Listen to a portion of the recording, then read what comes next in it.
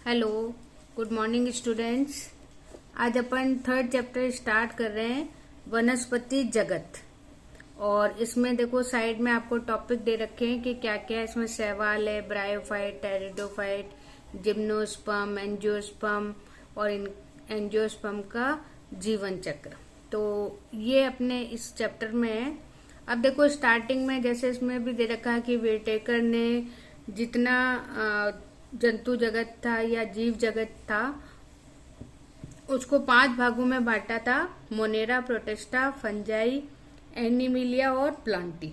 अब अपन ने 3 तो पढ़ लिए, इसमें मोनेरा भी कर लिया, फंजाई भी कर ली, प्रोटिस्टा भी कर लिया। अब ये थर्ड चैप्टर आपका एनिमिलिया का, थर्ड चैप्टर आपका प्लांटी का है, फोर्थ चैप्टर आपका एनिमिलिया का है, जिसमें अपन इसमें प्लांट के बारे में पूरा करेंगे और दूसरे वाले में जंतु का। अब देखो सबसे पहली बात तो ये कि इसके अंदर पहले जैसे लिनियस था तो उसने जितनी भी जीव जगत था उसको 2 भागों में बांट दिया था, एक तो जंतु और एक पादप। और उन्होंने फंगस को जो अपने है मोनेरा में से भी कुछ, प्रोटिस्टा में से भी कुछ, इन सबको उसने प्लांट या पादप जगत में रख दिया था। लेकिन धीरे धीरे जब हुआ तो अब जो है इस प्लांट में या प्लांटी जगत में हम शैवाल, ब्रायोफाइट, टेरिडोफाइट, जिम्नोस्पर्म और एंजियोस्पर्म, इनको अपन यहाँ पे रखते हैं। उसके बाद में अब देखो ये जो वर्गीकरण है वो वर्गीकरण किस आधार पे था, तो ये थोड़ा सा आप हर समय ध्यान रखना। और ये नीट वगैरह में इसी तरीके के क्वेश्चन आते हैं कि जो कृत्रिम वर्गीकरण जो यहाँ लिखा हुआ है लिनियस का, तो कृत्रिम वर्गीकरण का मुख्य आधार क्या था। तो अब जैसे प्रकृति, रंग, पत्तियों की संख्या, इनकी आकृति, ये सब उसके आधार थे जिसपे उन्होंने कृत्रिम वर्गीकरण था। तो इस तरह से क्योंकि उन्होंने पौधों को और जंतुओं को बस इसी आधार पे अलग कर दिया। लेकिन धीरे धीरे जब इन चीजों को देखा तो फिर प्राकृतिक वर्गीकरण आया।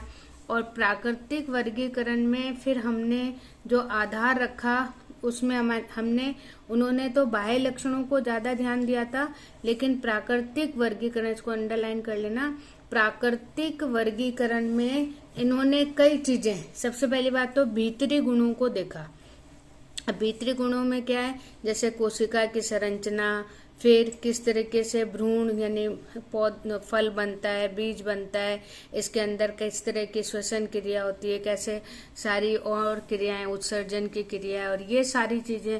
तो ये इसको अंडरलाइन करके करना कि प्राकृतिक वर्गीकरण किस पे था, प्राकृतिक संबंध और बाह्य गुणों के बीच में संबंध, और उसके साथ साथ में जो भीतरी गुण है उन सबको आधार यहाँ पर रखा था। अब देखो ये तो हो गया वर्गीकरण की बात। अब अपन यहाँ पे दूसरा अपने पास में जो अब लेटेस्ट ये तो था, ये देखो इसको भी अंडरलाइन करना। इस वर्गीकरण को जो पुष्पी पादपों वाले वर्गीकरण यानी एंजियोस्पर्म का जो वर्गीकरण है वो जॉन बेंथम और जोसेफ डॉल्टन हुकर, तो बेंथम हुकर, जब आप आगे क्लासेस में बॉटनी पढ़ोगे तो वहां पे आप बेंथम और हुकर का क्लासिफिकेशन या वर्गीकरण, जैसे अभी अपन यहाँ RH वेटेकर का पढ़ रहे हैं, लेकिन वहां जब आप BSc वगैरह में जाओगे तो वहां बेंथम हुकर का प्लांट का वर्गीकरण पढ़ोगे। उसके बाद में जो अभी हम प्रेजेंट में जो वर्गीकरण काम में ले रहे हैं वो कौन सा है, जाति वृत्तीय वर्गीकरण। और ये इसका आधार, इसको अंडरलाइन कर लो, इसका आधार क्या था, विकासीय संबंध, यानी कि इवोल्यूशन, जो आपने जैव विकास पढ़ा होगा तो वो इसका संबंध है। तो उसको अपन ने जाति वृत्तीय वर्गीकरण का आधार माना। फिर धीरे धीरे थोड़ा और हो गया, फिर आई संख्यात्मक वर्गीकी, यानी संख्यात्मक वर्गीकी का जो आधार था उस आधार में जो जीवाश्म जो काफी सालों पहले पौधे, जंतु जमीन के अंदर रह गए और उनके कुछ चीजें मिलती हैं तो उसे हम जीवाश्म बोलते हैं। तो उस आधार पर हमने इसको संख्यात्मक रूप से कि इसकी इतनी संख्या, क्योंकि अब देखो आपको पता है कंप्यूटर है तो उसमें ये सारी संख्या डाटा या जैसे अपन कहते हैं कि मात्रा के आधार पर होती है, तो ये उसके बाद में की गई। फिर उसके बाद में जो लास्ट हमारे पास में आया था कि अब जो अगर हम वैसे देखें तो यहाँ पे क्रोमोसोम की संख्या, जैसे अपने को पता है कि मनुष्य है तो उसमें 46 गुणसूत्र हैं, तो अगर 45 हैं तब भी उसमें गुणसूत्रों की कमी, मतलब लक्षणों में अलग विभिन्नता आएगी। अगर 48 है तब भी, तो चाहे एक गुणसूत्र कम हो या ज्यादा हो, तो उस आधार पर जो है लक्षणों को रखा जाता है। तो ये हमारी लेटेस्ट या आधुनिक मान के चलिए कि सबसे ज्यादा आधुनिक बात यही है कि गुणसूत्र की संख्या के आधार पर ही अब जो है हम किसी भी पौधे या जंतु के लक्षणों का अध्ययन कर सकते हैं। तो ये यहाँ पे सबसे पहले वर्गीकरण का हो गया। उसके बाद में फिर है हमारे पास में शैवाल। सबसे पहले हम स्टार्ट कर रहे हैं शैवाल, और अंडरलाइन करिए विशेषता। अगर आप देखते हो तो इसमें हरित लवक पाया जाता है, तो क्लोरोफिल युक्त है, सरल है। फिर थैलोइड, जो इसके पादप शरीर है वो थैले जैसा होता है तो उसे थैलस बोलते हैं। फिर क्योंकि क्लोरोफिल है तो स्वयं पोषी है, भोजन खुद बना सकता है, और अधिकतर ये मान के चलिए कि इसको अपने जीवन के लिए पानी की अधिक आवश्यकता होती है, इसलिए ये जलीय होता है, और चाहे अलवण जल हो चाहे लवणीय, तो उन सब में ये आपको मिलेगा। उसके अलावा जैसे नदी के किनारे वगैरह तो पत्थरों पे भी मिल जाता है, मिट्टी पे भी, लेकिन वहां पर भी पानी की आवश्यकता होनी चाहिए। अब जैसे मान लीजिए कि बारिश के समय में ये हमारे घरों में भी उग जाता है, तो जहाँ नमी होगी, ह्यूमिडिटी होगी, वहां यह आसानी से उग जाएगा। अब देखो, वैसे तो स्वयं पोषी है, लेकिन यहाँ पर एक और इसका रूप है, वो है सहजीवी। अपन पिछले चैप्टर में लाइकेन पढ़ चुके हैं, वो तो है ही कि कवक के साथ ये अपना सहजीवन करता है। उसके अलावा एक और इम्पोर्टेंट है, इसको आप कर भी लो, कुछ जीव भी होते हैं, जैसे यहाँ दे रखा है स्लॉथ, रीछ, तो उसके ऊपर भी ये पाया जाता है। तो ये दो संगठन यहाँ पे हो गए, एक तो लाइकेन जिसमें ये कवक के साथ होता है, और एक होता है जिसमें कि ये स्लॉथ, रीछ मतलब भालू, तो वो उसके, क्योंकि बहुत वो आलसी टाइप सा होता है तो उसके ऊपर ये पानी में पड़ा रहता है, तो उसके ऊपर भी ये उग जाती है और अपने आवास को, उसको, इसको क्या चाहिए, आवास चाहिए, तो ये आवास उसको देते, बदले में वो उसको खा लेता है। तो इस तरीके से जो है यहाँ पर इनका सहजीवन होता है। फिर उसके बाद में देखो कि इसके अगर अपन वो देखें तो साइज में या आपको वैसे तो छोटी आकार की होगी, तो यहाँ पे एक कोशिकीय भी है, जैसे क्लेमाइडोमोनास, आपके इसमें डायग्राम भी दिया हुआ है।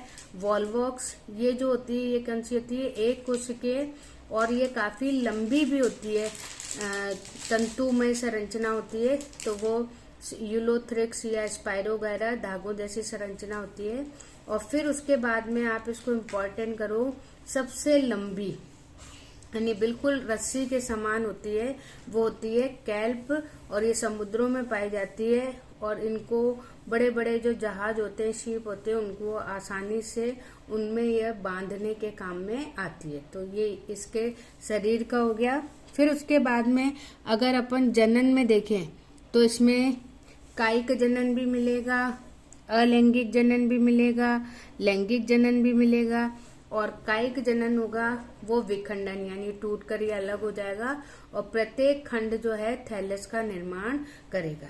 फिर अलैंगिक में हम देख रहे हैं तो बीजाणु, और बीजाणु भी कौन से, जूस्पोर मतलब चल बीजाणु, क्यों, क्योंकि इसमें कसाबिक पाई जाती है, कसाबिका या फ्लैजिला पाई जाती है, इसलिए ये कैसी होती है, गमन वाली होती है, चल होती है।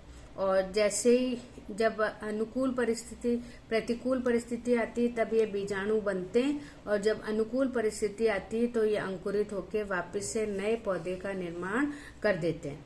फिर उसके बाद में लैंगिक जनन, तो लैंगिक जनन में इसमें भी जो है युग्मक बनते हैं, जैसे बीजाणु है तो वही बीजाणु अगर युग्मक के रूप में आ जाते हैं तो वो व्यवहार के रूप पे प्लस या माइनस हम नर युग्मक मादा युग्मक कह सकते हैं, और वो आपस में जुड़कर एक नया कोशिका का निर्माण करते हैं जिसे अपन युग्मनज कहते हैं, और तुरंत ही युग्मनज में अर्धसूत्रीय विभाजन होता है और वापस से जो है नई कोशिकाएं बन जाती हैं और प्रत्येक जो कोशिका है वो शैवाल का निर्माण कर देती। तो इस तरीके से यहाँ पे होता है।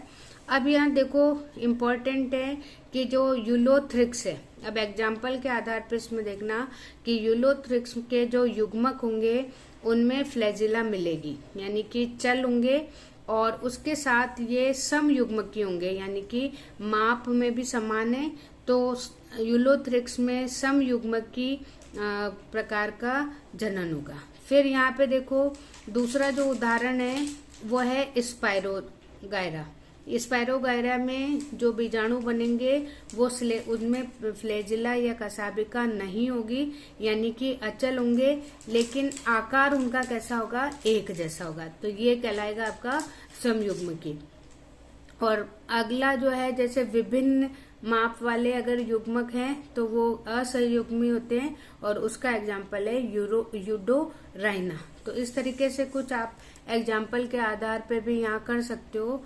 फिर उसके बाद में विषम युग्मकी है, जिसमें कि एक बड़े अचल मतलब आप इसको जब ये मान के चलो जो नर युग्मक होगा वो हर समय चल होगा, तो जो अचल है बड़ा है वो तो है मादा युग्मक, और जो छोटा है चल है वो है नर युग्मक। तो उसका एग्जाम्पल अपना कौन सा है, वॉलवॉक्स। तो और फ्यूकस, दो एग्जाम्पल इसमें दिए हुए हैं। तो युग्मकों के आधार पे आप समयुग्मकी, असमयुग्मकी और विषम युग्मकी इसमें ले सकते हो। फिर उसके बाद में देखो, हालांकि आपके पीछे वाले चैप्टर में वो दे रखी है पूरी टेबल इस तरीके से इनके लक्षणों की।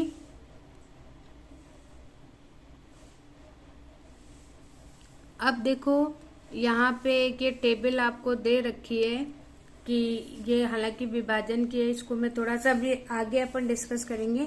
अभी थोड़ा जो सिंपल और भी जो उसके लक्षण है उसको देख लो। कि अब यहाँ पे देखो कि जो सबसे इम्पोर्टेंट बात है कि जैसे अपन अगर वैसे देखें तो यहाँ पर जो अब इसमें देखो यहाँ पे एक बहुत इम्पोर्टेंट चीज दे रखी है कि जो शैवाल है वो शैवाल अपने मनुष्य के लिए बहुत इम्पोर्टेंट है, उसके साथ साथ में पर्यावरण के लिए भी बहुत इम्पोर्टेंट है, क्योंकि ये इनमें क्लोरोफिल होने के कारण ये मान के चलिए कि कार्बन डाइऑक्साइड का 50% जो स्थिरीकरण है वो कौन करती है, शैवाल करती हैं।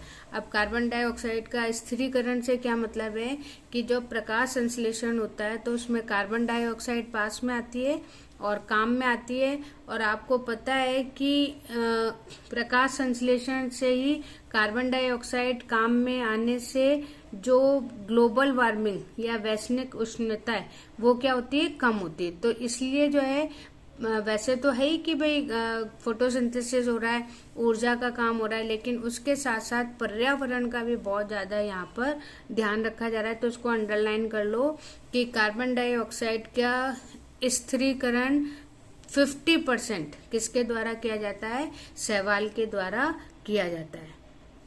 ठीक है, उसके साथ साथ देखो ये जो शैवाल है क्योंकि जल में रहती है, तो जब प्रकाश संश्लेषण होगा तो कार्बन डाइऑक्साइड ली जाएगी और बदले में ऑक्सीजन वहां पे दी जाएगी। तो ये भी एक फायदा है कि जल के अंदर ऑक्सीजन की मात्रा बढ़ती है। फिर ये जो शैवाल हैं, ये शैवाल जो भी ऐसे जीव हैं जल के अंदर जो कि कैसे हैं, पेड़ पौधों वगैरह को खाते हैं, तो वेजिटेरियन जिसको अपन कह सकते हैं, तो वो उनके भी खाने के काम में यहाँ पे लिए जाते हैं। तो अब ये जो पैराग्राफ है, ये पैराग्राफ हमारे जो शैवाल हैं उनका आर्थिक महत्व है कि शैवाल, कभी क्वेश्चन अलग से भी आ सकता है कि शैवालों का आर्थिक महत्व या इकोनॉमिक इम्पोर्टेंस क्या है। तो सबसे पहले आपने देख लिया कि कार्बन डाइऑक्साइड का स्थिरीकरण करता है, फिर दूसरा कि प्रकाश संश्लेषण करता है जिससे ऑक्सीजन निकलती है, तो जल का जो प्रदूषण है वो कम होता है। फिर जो भी और अन्य पौधे, अन्य जंतु हैं वो उनको खाते हैं, तो ये प्राथमिक उत्पादक के रूप में काम में आता है। तो उसके बाद में जैसे यहाँ पे एग्जाम्पल दे रखा है पोरफायरा, लेमिनेरिया, सरगासम, इनका आप डायग्राम देखो।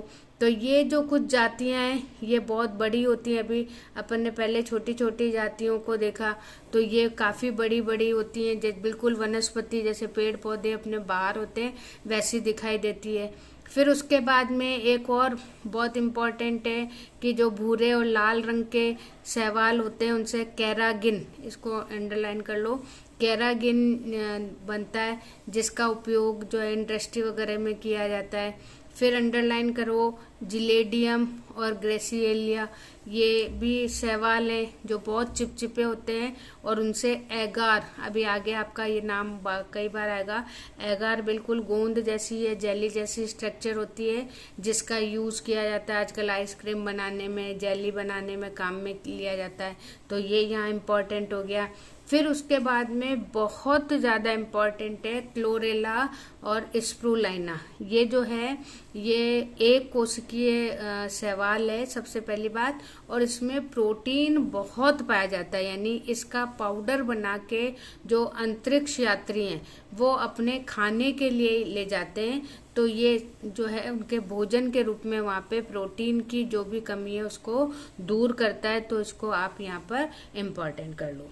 फिर उसके बाद में अपन यहाँ पे इसका वर्गीकरण देखते हैं। तो सबसे पहले हमारे पास में 3 में बांटा गया है, क्लोरोफाइसी, और अगर वैसे देखोगे तो ये जो है रंगों के आधार पर, या आप कह सकते हो वर्णकों के आधार पर इनको बांटा गया है। तो ये 3 प्रकार हैं इसके। यहाँ जो आपको टेबल दी इसमें क्लोरोफाइसी यानी हरे शैवाल, फियोफाइसी यानी भूरे शैवाल, रोडोफाइसी यानी कि लाल शैवाल। तो इनको रंगों के आधार पर बांटा गया है। और यहाँ ये टेबल आपको दे रखी है, इसमें आपको डिफरेंस कई बार आ जाते हैं, तो इसी डिफरेंस के आधार पे आप इसको यहाँ पे समझा सकते हो। अपन तो इसको थोड़ा डिटेल में करेंगे। अब देखो सबसे पहले है क्लोरोफाइसी, और आप इसमें जो एग्जाम्पल है वो देखो, चाहे आपके बुक में दे रखा है वॉलवॉक्स दे रखा है, कुछ की बुक्स में आपको क्लेमाइडोमोनास भी देगा।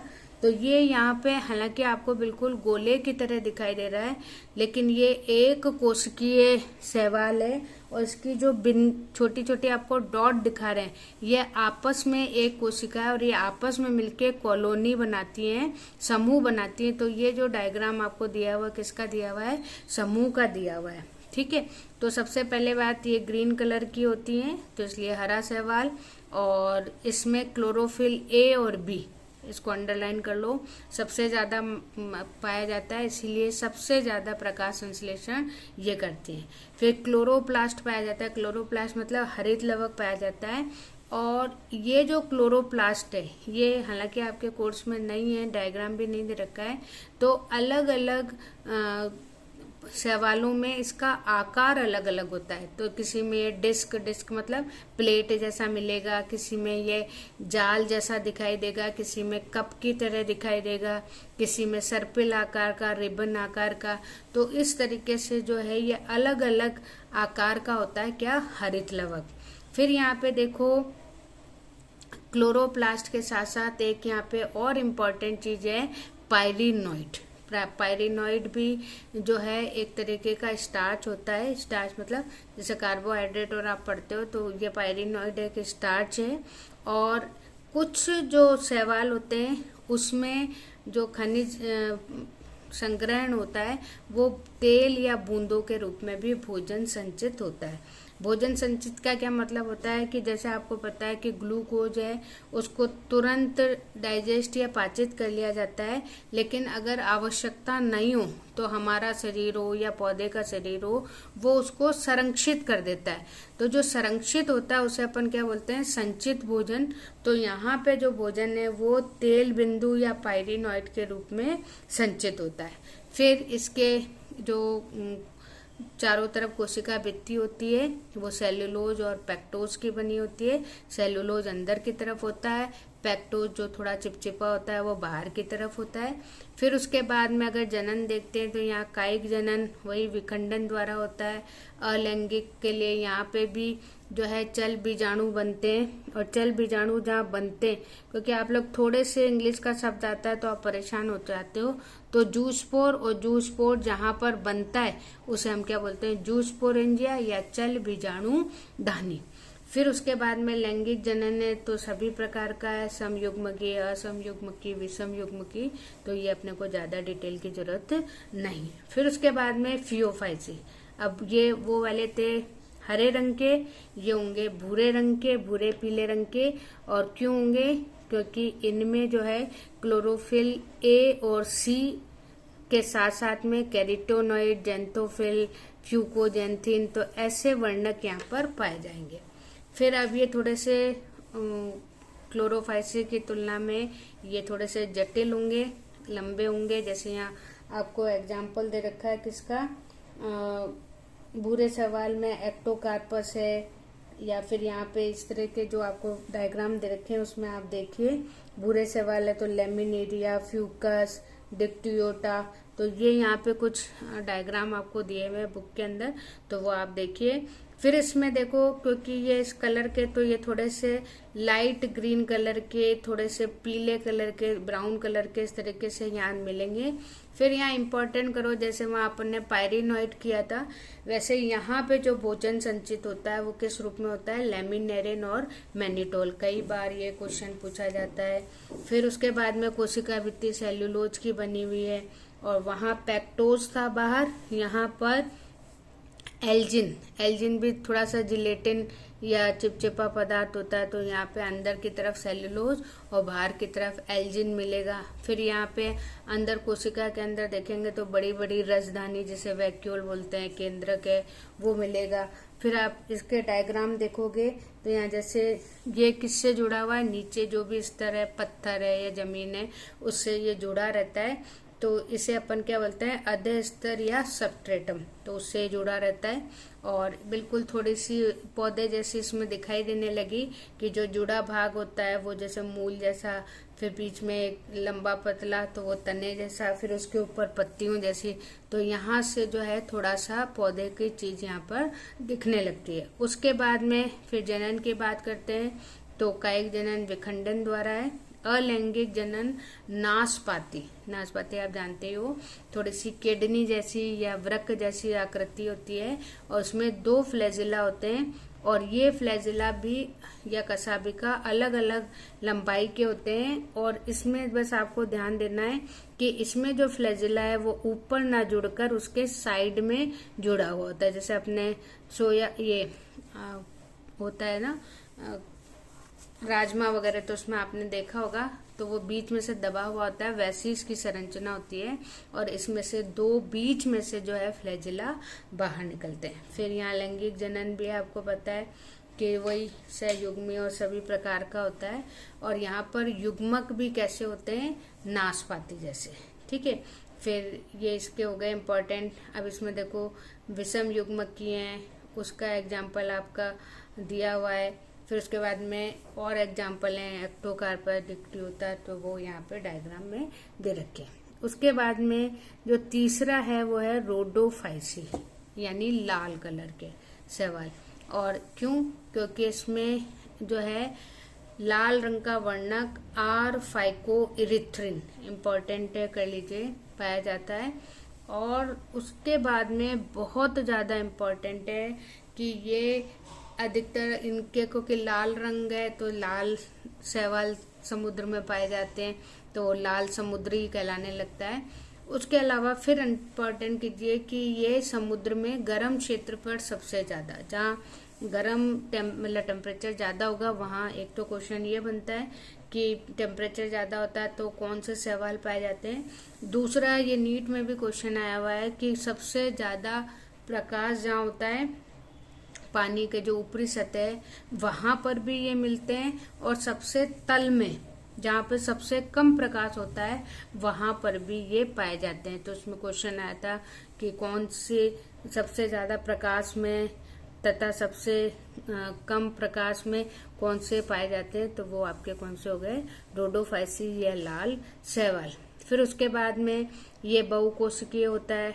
फिर यहाँ पे भी भोजन किसके, फ्लोरिडियन स्टार्च के रूप में मिलता है। उसके अलावा जो है एमाइलो प्रोटीन, ग्लाइकोजन, ये इस तरह की स्ट्रक्चर होती है।